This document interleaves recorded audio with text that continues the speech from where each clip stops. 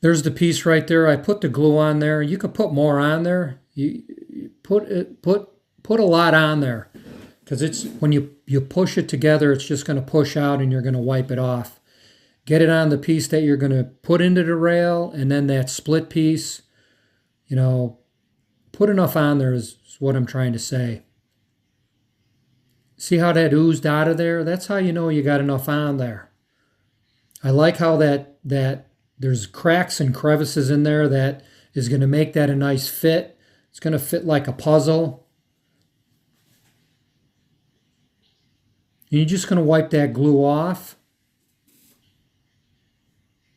And that's going to hold pretty good. I mean, you could leave it just like that, but you know that's going to break. And that's something I've tried before for projects like this. There it is. I wiped everything off. There you go. The paper towels I use. There's the plastic knives. There's the fitting right there, I call it. And here's Rocky the snow dog right there, keeping an eye on me again. And there's the mess. You're going to throw all that stuff away, the paper towels, paper plates, plastic knives.